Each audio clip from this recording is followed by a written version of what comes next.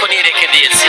হ্যাঁ, আমার সিলেটের ভাই ওই মোবাইলটা হাতে নিল আর ফেসবুকে সিলেটবাসী কীর্তনিয়াদের নিয়ে, সিলেটের কীর্তনিয়াদের নিয়ে আজে বাজে কথা মন্তব্য লেখালেখি শুরু করে দিল। দুঃখের বিষয় কি জানেন, এখানে তো আমার আমার আমার আমার বড় ভাই একজন পাঠক, আমার দাদা এখানে বসে আছে। আমাদের এই সিলেট জেলার সুনামগঞ্জের অন্তর্গত একজন পাঠক, ওনার নাম আমি বলবো না, আমার অপরাধ হবে। উনি কথাটা শুনুন একটু মন দিয়ে। উনি গীতা পাঠে ব্যাস আসনে বসে বললেন সিলেটের কীর্তনিয়ারা নাকি মূর্খ। ব্যাস আসনে বসে একজন যদি মূর্খ হয় তাকে মূর্খ বলে গালি দেওয়াটাও কিন্তু অপরাধ। একজন পাঠক দাদা আছেন এখানে। সিলেটের কীর্তনিয়ারা নাকি মূর্খ, তারা দামাইল দিয়ে কীর্তন করে। কি কীর্তন? সুবল মিলনে মাউইমার গান বলে ছেলে মেয়েদের নিয়ে দামাইল দেয়। অবিসারে ঘুমটা খুলে বদন তুলে গান বলে নাকি তারা ধামাইল দেয়। ভক্তগণ, আমরা কখনো বলি আপনারা দামাইল দেন? আপনারাই তো প্রাণের আবেগে দাঁড়িয়ে যান দামাইল দেওয়ার জন্য। এই তো আমার ঘরে গিয়ে একজন বলতেছে, দাদা আজকে আমরা একটু ধামাইল দেবো, আমরা একটু আনন্দ করব, আমরা প্রভুর নাম নিয়ে একটু নাচতে চাই। ভক্তগণ, আমরা গানের পদে পেলাম নাচের গৌরাঙ্গ আমার সংকীর্তন মাঝে, আর 200টি ফুলের মালা গৌর গলে সাজে। হ্যাঁ, অধিবাসের পদে গতকালকে পেলাম আলিপনা দাও গো সীতা অঙ্গনে জড়িয়া, নাচবে আমার গৌর নিতাই ঘুরিয়া ঘুরিয়া।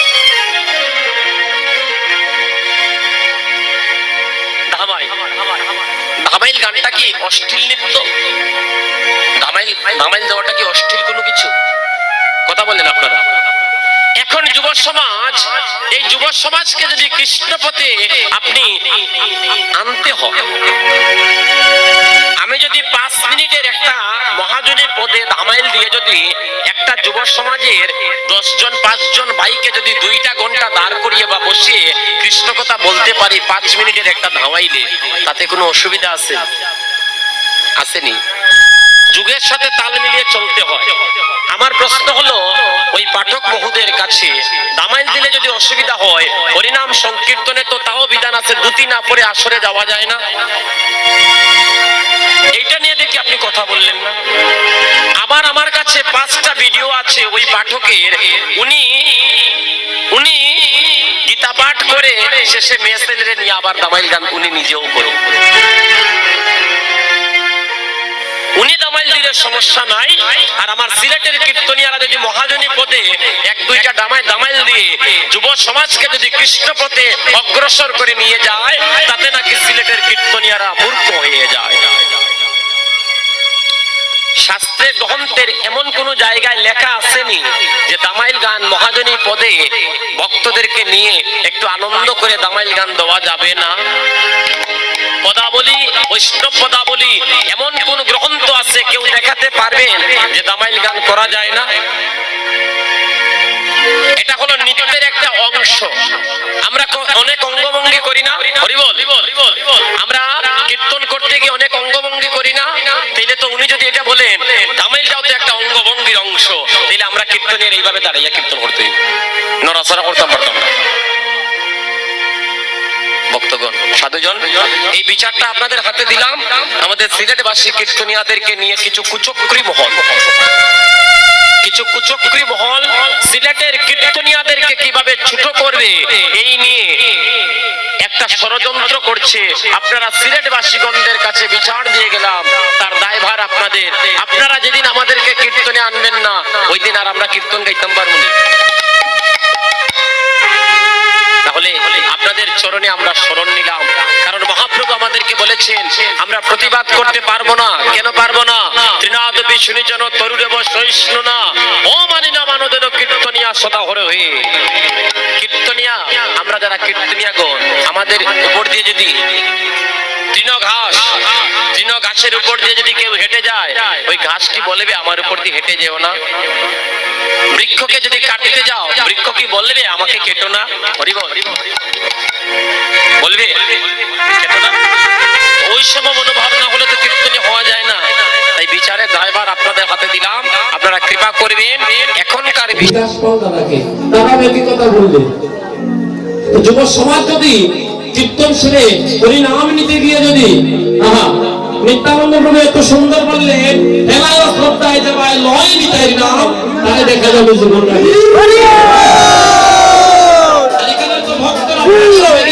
আনন্দ করে হাত পা উপর দিকে তুলে মহাপ্রভুর শিক্ষা করতালি করে করে কীর্তন করে তারা আপনার দিয়ে কীর্তন করছে।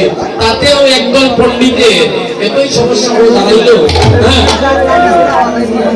এত সমস্যা হয়ে দাঁড়াইলো যা বলে কোনো ভাষায় প্রকাশ করা যাবে না।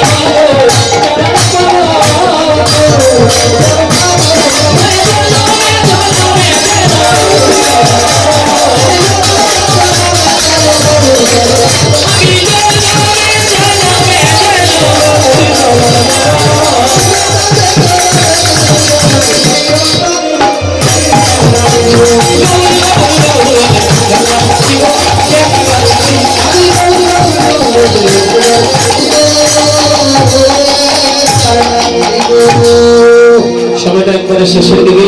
আপনারা যে আনন্দ দিচ্ছেন সেই আনন্দ